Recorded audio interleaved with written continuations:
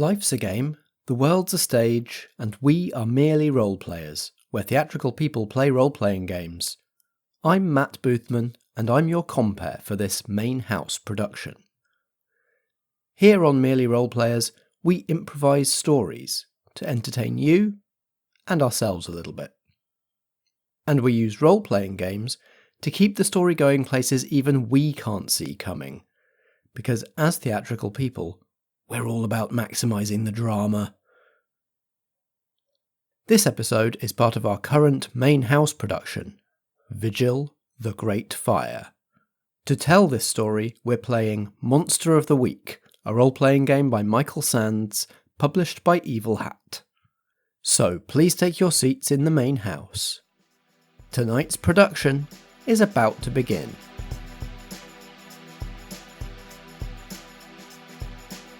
Vigil, a Merely Role-Players main house production. The Great Fire, Act 3 of 5. I'm Ellie, and I play Percy Byron, the Exile, a Victorian monster hunter and half-sister to Ada Lovelace. Percy tried to time travel to 1666 to stop the summoning of an apocalyptic demon, but something went wrong, and she landed here in the present day. I'm Dave and I play Mick the Mundane. Mick is Sherrydown's favourite builder, but his life has been getting weirder since he dug too deep and hit a leyline. I'm Strat and I play Briar, the Monstrous. Briar is a shape-shifting Fey Guardian of the Rosebriar Forest. They take their job very seriously, but can get a little distracted if there's mischief to be made. My name's Chris McLennan and I'm playing Ed Kincaid, the Professional. He's a disgraced MI5 agent who's been kicked down to a basement to investigate reports of ghosts and little green men and other things that definitely don't exist. He just wants to file his report and go home. The River Brack burst its banks. Mick can draw magic from ley lines! Miss Byron, as I've been saying, our appointment is overdue. Charcoal pit. There's fires burning all the time. We're going to head straight to the oubliette and wait for Briar to catch us up. I think it'd be the safest place to be.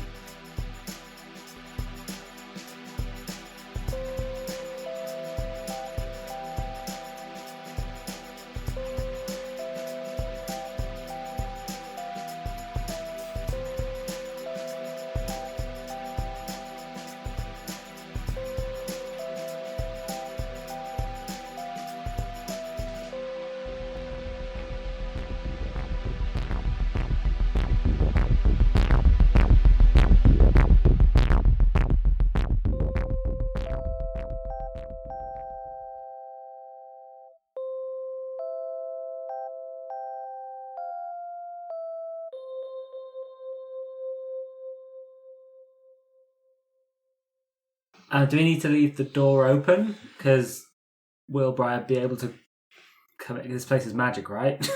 Yeah, I'm not convinced he's going to be able to come in. They're going to be able to come in at all. So I think we might need to have some kind of. I don't know. Do phones work down here? Yeah, it blocks magic. It doesn't block. I mean, it's underground, so you might not have the most signal, but it's Great. We'll just. Have they got a phone? Well, there's phones in the library. They have. I believe they might have a walkie-talkie in their Robin Goodfellow form. Yes, that's true. But as far as I know, Gwen's the only person that has a walkie-talkie that connects. Yeah. But you know that you know Briar knows the plan to meet you here, and Briar can always knock on the trapdoor. Yeah, So. do the magic knock. Okay, so we're just going to sit tight and hope that We just have to wait for them. Briar comes. Yeah. We'll set our watches. Do you start making any plans before Briar gets there? I feel like Briar knows some stuff. Briar's magic. Yeah, I feel like Percy thinks that although Briar is tricksy, that they're probably the best bet out of the group of people we have available for making a solid plan. They're currently running around. What? I tried my thing. Yes, that's my point. We've tried your thing. I think I'm awkwardly playing Snake on my phone. On your Nokia 3210. No, I've got like a proper top-of-the-line whizzy phone now. With a Snake app. Yeah. Even in my new technology, I am old-fashioned in taste. You haven't quite progressed to endless runners yet. No. Great, okay, well, Briar, tell us how you make your entrance. Briar's going to smash down the doors as a horse. They could run straight through it as if they weren't there, but they're having too much fun. Mrs. McGrew's going to be livid. properly. Yeah. And, there's people behind you who can't walk through walls that you're trying to get in, so very good they point. need an entrance. Yeah, and they can't use doors either. I'm pretty sure demons. So that's probably fine. For the second time in something like 5 to 6 months, a horse bursts through the front doors of Sheridan Library. It's far too fun to not. Which, by the way, are sliding automatic doors. So it's not even like they push back on their hinges. You just smash them completely apart. I think you smash through the glass and then they open. Lots of whinnying. Mrs. McGrew falls backwards off her chair behind the desk. Yes, whinnying, banging, and making plenty of noise so the others can hear. And then before the two that are chasing get through the door, little field mouse scuttle under shelves. Within the weird kind of deadening sound effect of the oubliette, all of the noise that Briar is making, the hoofbeats all over the floor, feel almost like they're... when you're standing near the speaker stack at a music thing and you can feel the sound in your chest, you're kind of all feeling that. So it's like, it's clear to you that there is a commotion happening upstairs. Sounds like Briar's... I was just about to beat my high score. I can go get him. I'll just poke my head out at the trapdoor and see what's going on. Okay. I offer you a pistol. I suppose I should take that as well. Poke my head up. You poorly point the pistol through, like wobbling it around, because I'm not very good with it. Roll plus sharp to read a bad situation. That is not good. It is a 6. Mark experience. Yay! Mick pushes up through the trapdoor, and while you're kind of managing, the hand that is pushing the trapdoor and the hand holding the gun and getting yourself all sorted out, the hand of Dennis Grantham reaches into the now open trapdoor, grabs you by the scruff of the neck and hauls you out. Charlton Abbott grabs you and is doing his best to throw you over his shoulders in a fireman's carry and carry you out of the library. Oh boy. I'll kind of kick my legs a bit. Go, help. I will beeline out of that trapdoor. Yeah. Percy and Kincaid are both up and out. I'm looking at the ceiling to see if there is any sort of fire dispersal system in the building. Absolutely, yeah. It's an old building. It's being converted, but a modern sprinkler system is naturally a prerequisite of a public building. Well, presumably the ceiling is too high to do the old lightening the thing trick, so I guess I'm looking for a fire alarm to set off. I mean, Charlton and Dennis are both leaking smoke, but yeah, it doesn't look like it's quite enough to trigger it by itself, so that you might need a way to hasten it along. There are break glass in case of fire things by the main doors. You have to sort of go past them to get to them, but they're there. I mean, that's all good. I'll leg it that way. One of them's carrying him, so it can't be that far. Great. Roll plus cool to act under pressure. That's the thing I can do. Theoretically. That's better. 8 so 11. I've trained on the one that isn't carrying him, because that's my backup plan to create more smoke, is shoot him in the leg. I was thinking, there's definitely a plan I know that's in there. But yeah, once I realised that they're paying more attention to him, I just sprint towards the fire alarm and then just hit it with the rifle. The sprinklers in the ceiling of the library start spraying. No, in fact, it's a library, so the fire suppression system might be a CO2 rather than water. They wouldn't want to destroy the books, would they? Casterius certainly wouldn't let them. No, he certainly wouldn't. I tell you what, it's powder. Oh, God. So, there is just this whoomph, and a cloud of fire suppressant powder just drifts down from the ceiling and lands over everything. This is a better prank than Briar could have ever hoped. Mouse currently underneath all the shelves just going... Yeah. It lays over Charlton and Dennis. You see both of them, take an intake of breath, breathe in some of the powder, and it kind of stops them in their tracks as they sort of clutch their chests. Charlton drops Mick. I was going to say I was going to use that to get away, but if he's just going to drop me, that's even better. Yeah. Kincaid, mark experience for protecting Mick. Yay! Should we go back inside? Yeah, everyone back in the trapdoor, and if you can, bring them with you. The people? Yeah, because I think the demon will be kicked out if they're in the oubliette. I'll try and pick one up. You can do that. They're just all men now. Yeah, they're just all men. They're still warm. Like they're still radiating more heat than a body should be, but they're not burning and they're not heavy. Okay, cool. Yeah, I'm going to drag one of them towards the trapdoor. Yeah, I will grab the other. Yeah, there's kind of like a comedy Chuckle Brothers moment where I'm at the bottom trying to grab one, it lands on top of me. We bundle them all in. The oubliette trapdoor shuts behind you all. Briar, did you come in? Briar spent a little bit of time playing in the snow. Made a little snow angel. Yeah. In field mouse form. I was thinking a little stotting through how they jump through the snow. But yeah, we're waiting for a bit going, I swore I heard a horse, but like maybe... I think it hasn't been in the oubliette yet, I don't think. Dip a toe in. So yeah, they're kind of going to go good fellow for this. And just, I think, literally dip a toe like a boot in and see what happens. What does happen? When it passes the threshold. So you don't feel anything as you just dip a toe in. So it's probably okay then. So, with complete confidence, I'll say, jump in. Okay. As the trapdoor shuts, Briar, you pop into little green goblin form. This is not what I wanted to be. I hate humans and all the things they can make. Visit Calistarius where I can be something else. So the four of you and the, I think probably now unconscious forms, unconscious and no longer smoking, powder-covered forms of Charlton and Dennis are in the oubliette, in the eerie quiet. Oh great, we saved them. We should leave them here until we've dealt with... Yeah, I don't know what would happen if we took them out again. Well, when you were out, could you hear your voice again? Good question. Yeah, I think you felt that connection waking back up. Right. So it doesn't fully sever... It's just while they're in here. Suppresses while they're in here. So they're safe in here, we could just leave them... So they live here now. Yeah. Yeah, we just need to... Just put all the town in here. Yeah. I'll check it out. Right, well, at least we know we can't be overheard while we're here. And we also know how to really annoy Briar, which is bring them in here. I am never coming in here again. It's like the most claustrophobic I've ever felt. All right, well, let's try and make this brief then. But so the powder stopped them, or powered them down a bit. Yeah, I think it dampened them. So we need to make all the hot people wet, or powdered, or sanded. Phrasing. And the big one too. I think using firefighting methods on people who are possessed clearly has a positive effect, but doesn't fix the issue. Well, use your big person word, sure. That's what I said. Oh, smarty pants. Just summarising, Nick. I know you've had a rough day. Your van will be fine.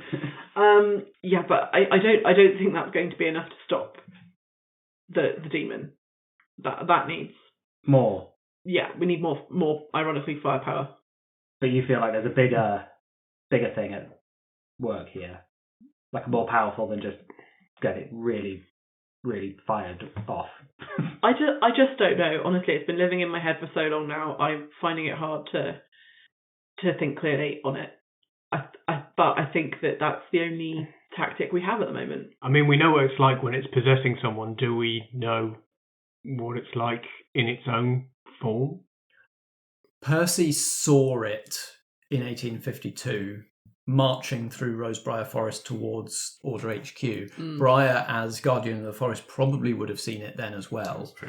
What you saw back then was a humanoid figure, the size of a human, but made entirely of bright flame, armoured in like a breastplate, bracers and greaves that the fire seemed to kind of run through and cycle around.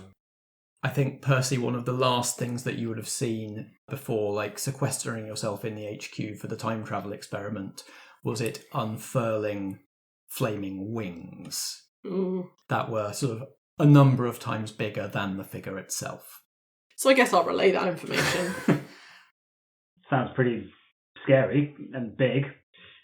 Yeah, I feel like the thing to do would be to immerse it in a body of water. I was going to say, all you're doing is starving the flame, so either that or starve it of air. And then destroy the armour as extra collateral. If there's a way to do that. Yeah. Yeah. I mean, the armour seemed to kind of be part of it, from what I can remember. It didn't look... I mean, we could do something with it, maybe. I don't want to touch it. I think it would be quite hot. But if we put it in the water, I suppose it'd still be hot for a bit, but if it's in there for long... Too big for you as well. Oh, now. Is there a body of water? We can't... I don't know how we would bring it to a body of water, but we are going to meet it. So why is there a way we can bring a body of water to where we're meeting? There's a lot of water around at the moment because of all the flooding. Is there some way to channel it all into the charcoal pits? Well, I suppose we could do some sort of spell to suck it all in the ground and then spit it all back out where we want it to be. I could probably work out how to do that. Would that dry the town out as well? Because that's a nice bonus. Yeah, be careful about the pond. Yeah, don't want to dry that out. But, yeah, that's probably doable. Either that, or we can just get it to chase us into the water. Probably not going to be that stupid. I mean, I'm really annoying. I could probably... Irritate it into the lake. Yeah. But, I mean, it wants to hang out with Percy, right? So she could stand where we need it to go. Yeah. And we can do some magic, Mick. Yeah, sure. I'm really good at that.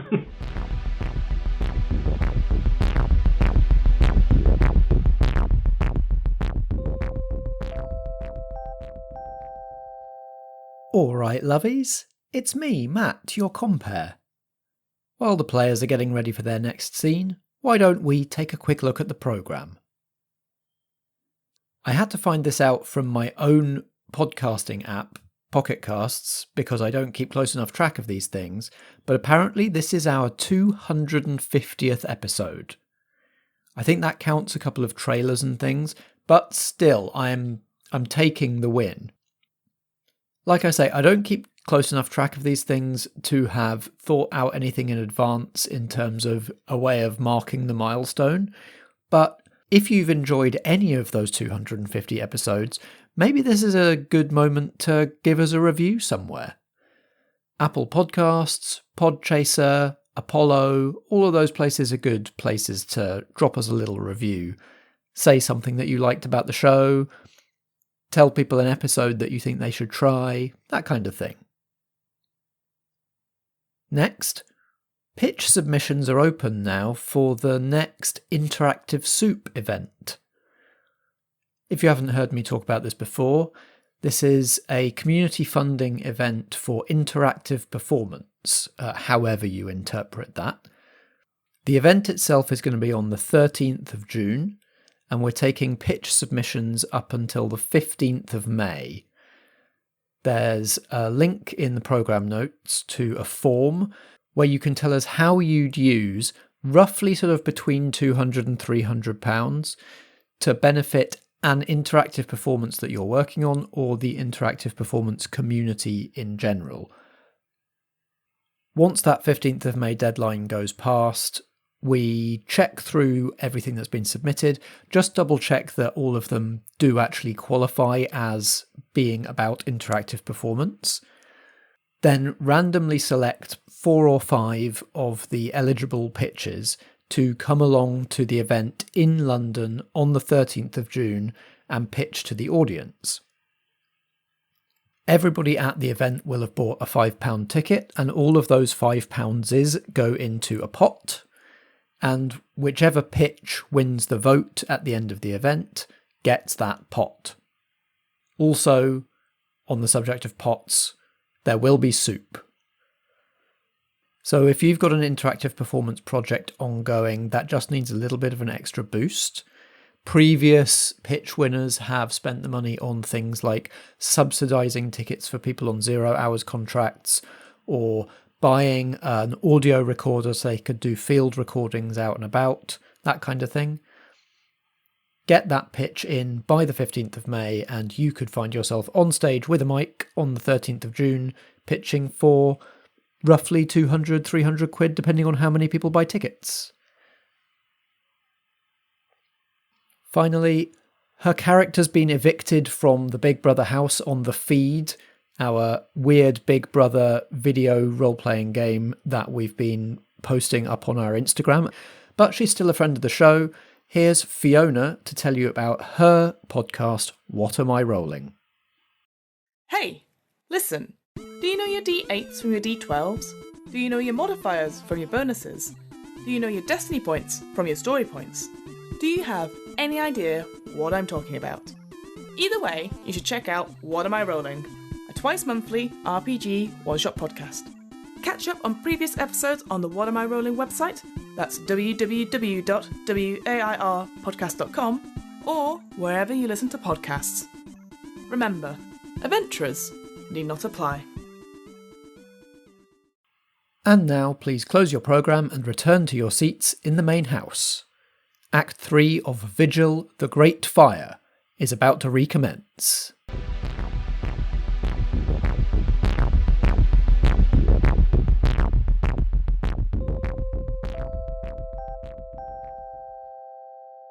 Couple of things.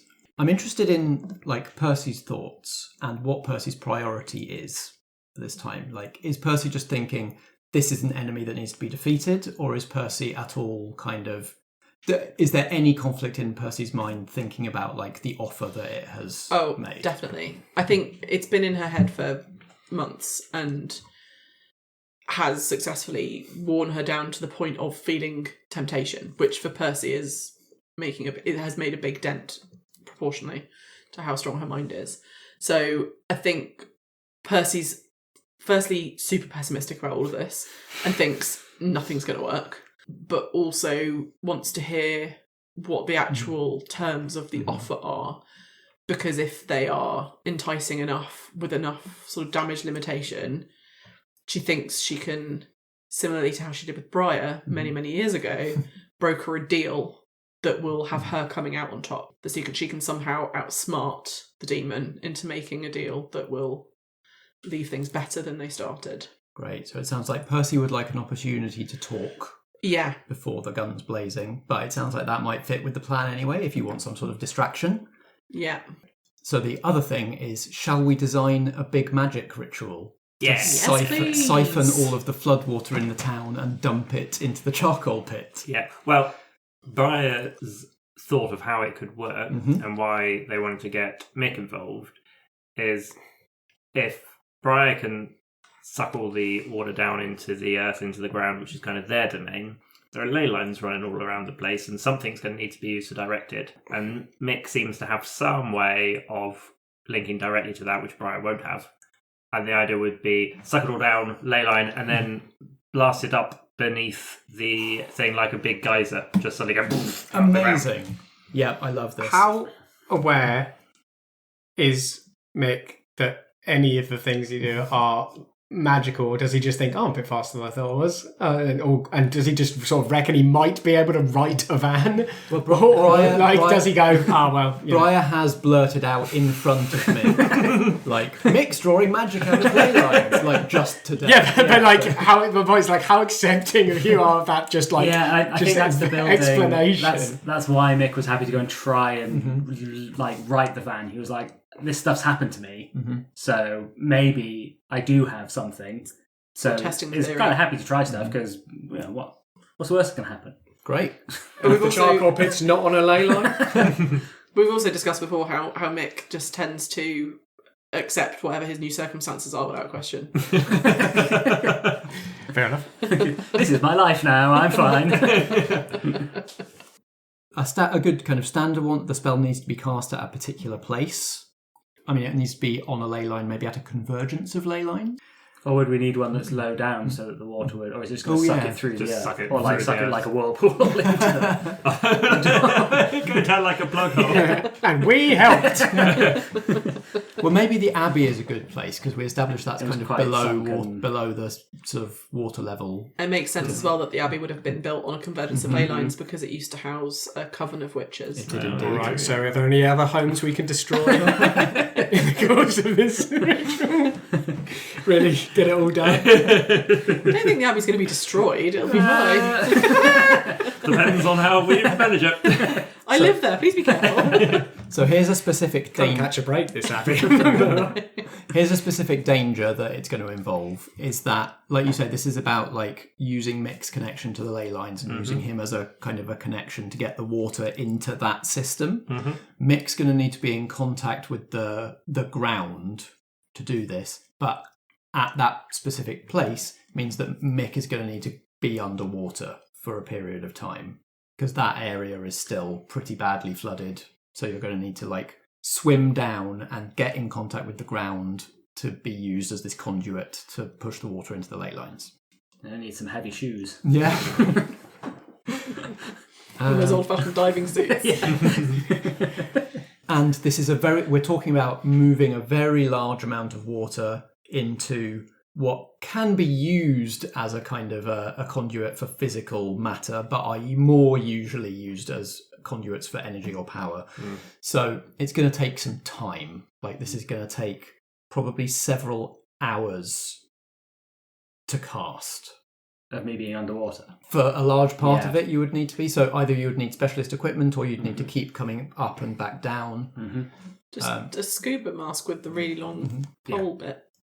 Bit? You know, the straw. You talk about a snorkel. Snorkel. Yeah, that's what I mean. And finally, You knew what I meant. finally, somebody, and by default this will have to be Briar because Kincaid and Mick can't do it, will have to use the use magic move as part of this to actually get it going. That Mick's just like, right, I need to go into the water and just work out how to do magic. Just do it. Just go down there and try.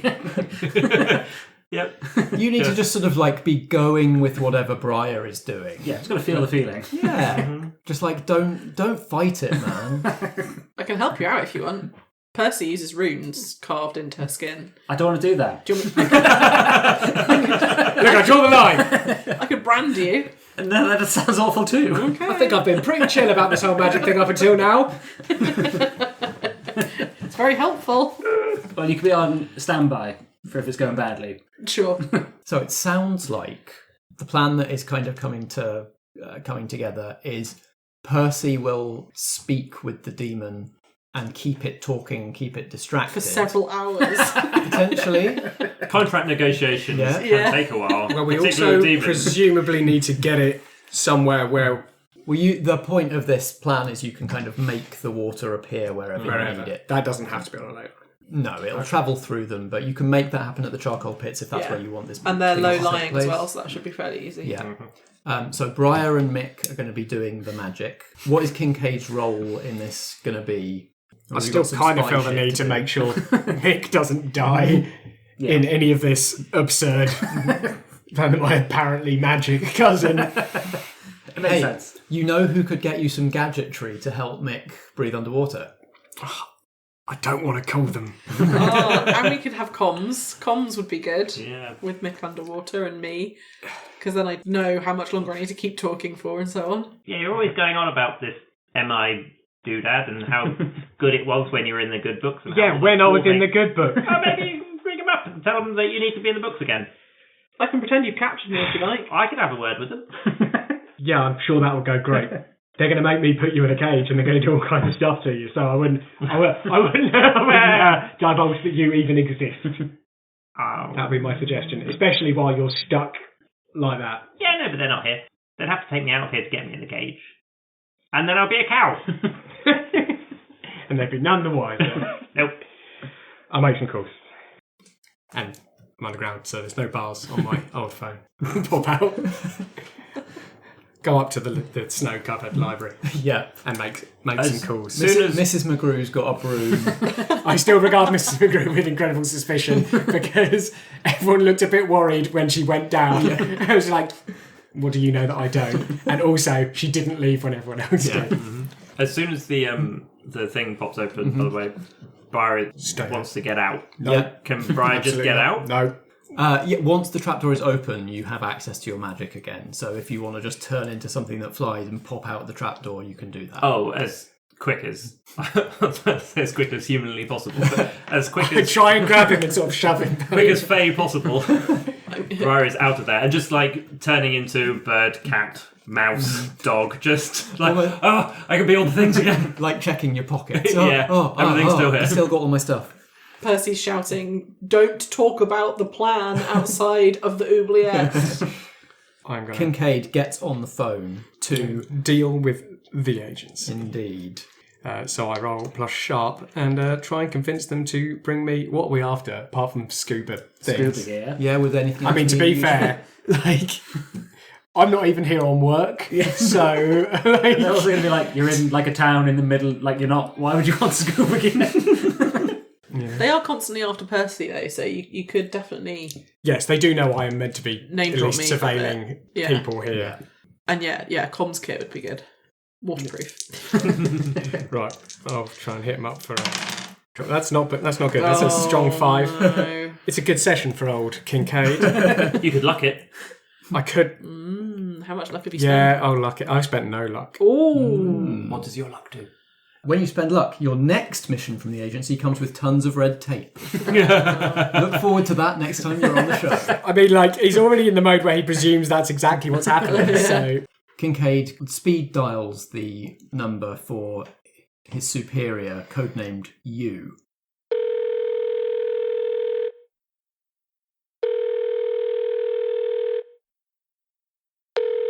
You hear the phone pick up, but they wait for you to speak first.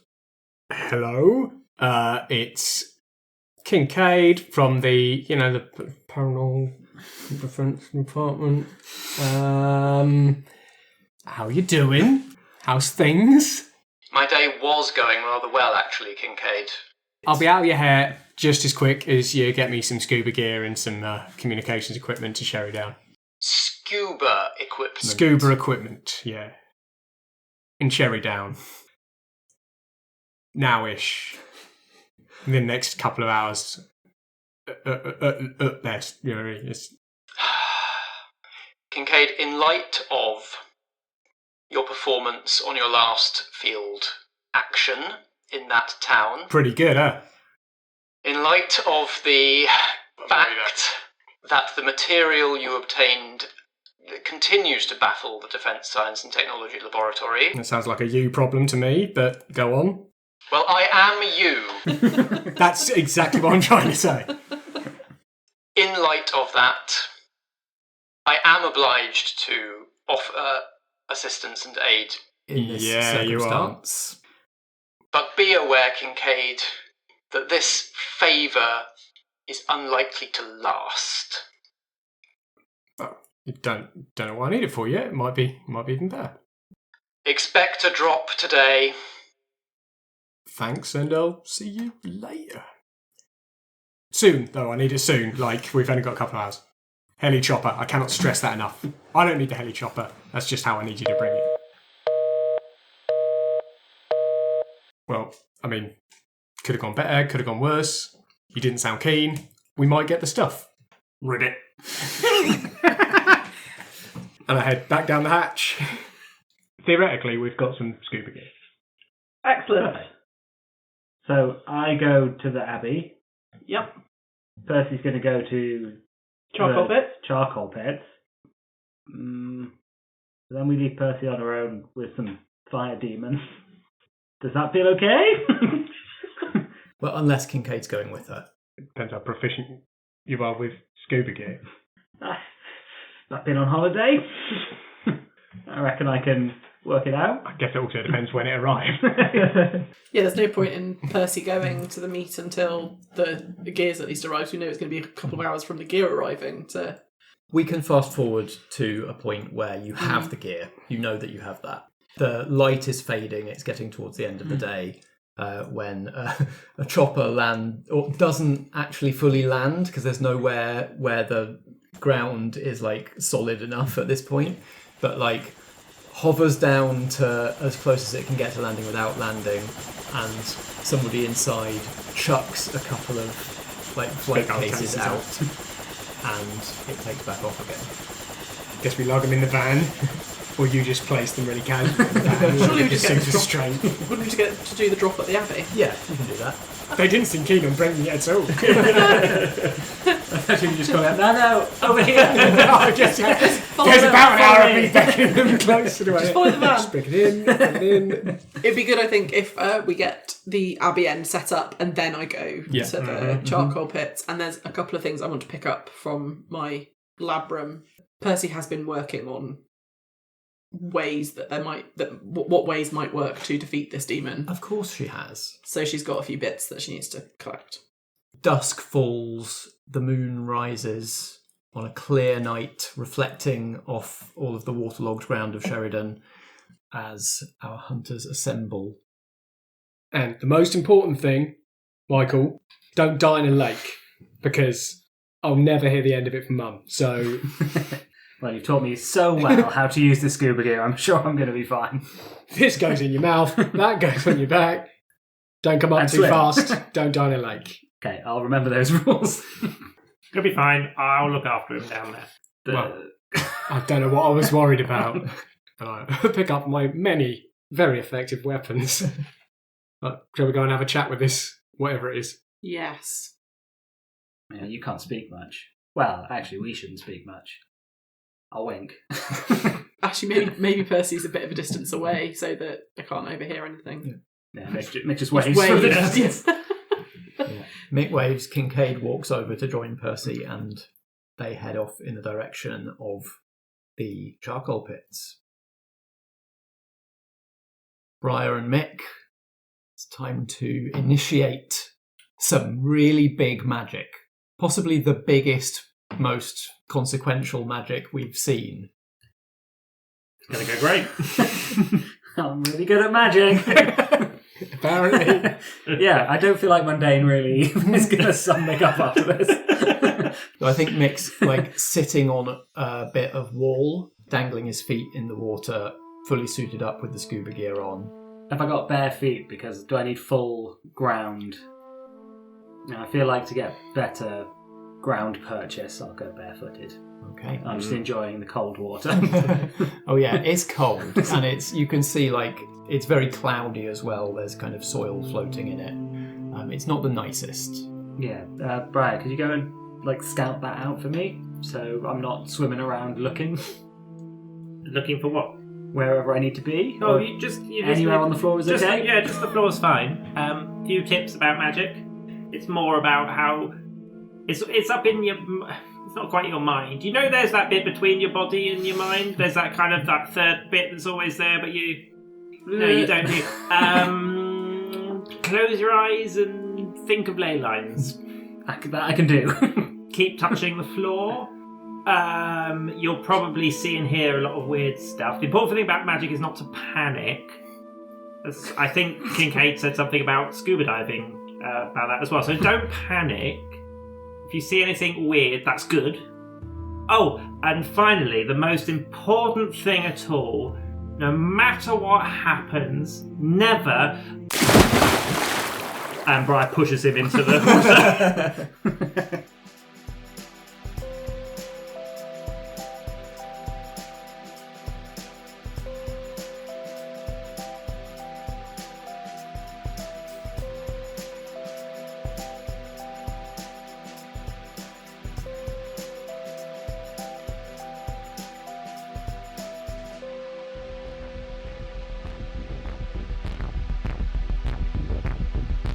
This has been Vigil, a main house production from Merely Roleplayers. It stars Ellie Pitkin as Persephone Byron, Dave as Mick Mason, Strat as Briar, and Chris McLennan as Ed Kincaid. I'm Matt Boothman and I play the supporting cast. Editing and sound design by me, and the theme music is by Alexander Pankhurst. We were playing Monster of the Week, a role-playing game by Michael Sands, published by Evil Hat Productions. You can find Monster of the Week at genericgames.co.nz. Merely Roleplayers is a Foggy Outline production in association with Blackshaw Theatre Company. Until next time, if drama be the food of life, play on.